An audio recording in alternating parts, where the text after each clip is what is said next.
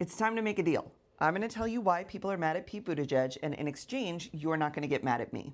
It all started a couple months ago when Pete Buttigieg appeared on the Flagrant podcast, which is part of the Manosphere and hosted by these fellas who were very close with the MAGA movement and really helped get Trump elected. Now, some folks thought it was good that Pete went on the podcast to set the record straight when it comes to perceptions of LGBTQ and trans people. And other people thought our greatest spokesperson, the #1 most trusted member of the Democratic Party, shouldn't be kikiing and laughing with these guys. Because these guys have, whether directly or inadvertently, brought a lot of harm to the community. Then this week, he made some disparaging and untrue comments about transgender athletes, including parroting some right-wing talking points like that boys shouldn't play on girls' sports teams. Nobody's asking for boys to play on girls' sports teams, although I will point you to the fact that there are several intramural leagues of sports teams that prove that men and women or girls and boys playing together is not inherently dangerous. People are really mad because Pete is one of the most eloquent speakers that the Democrats have. This is one of the smartest, most researched orators that we've got.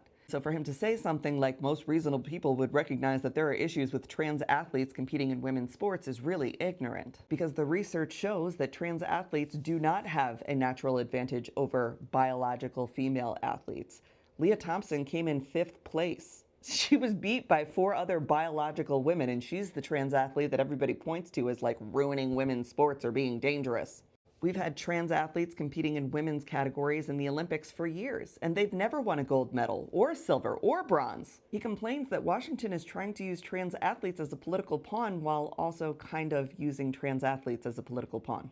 And it doesn't matter what his intentions were in saying these things, because the right-wing propaganda machine took this and said, look, Pete Buttigieg and Gavin Newsom are on our side when it comes to trans athletes, which creates a permission structure of bullying that perpetuates violence against trans kids and trans athletes. So Pete's getting all this heat from the community, and he decides he's going to clear it up. But did he take his story to one of the most seasoned reporters when it comes to LGBTQ and trans issues?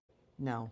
He took his story and his pseudo-apology to another straight white male to sort of launder for him. And this has nothing to do with Aaron. Aaron got the interview. Aaron did the interview. That's his job, right? This is all criticism to do with Pete Buttigieg's strategy for where, how, and with who he is talking about trans people. So until Pete Buttigieg is in community with and speaking to trans people and not just about trans people with other white cis men, folks are going to be really disappointed in him, at least folks from our community. The door is open, Pete, if you want to come and talk to Lana Leonard, who is the Under the Desk News LGBTQ and trans issues correspondent.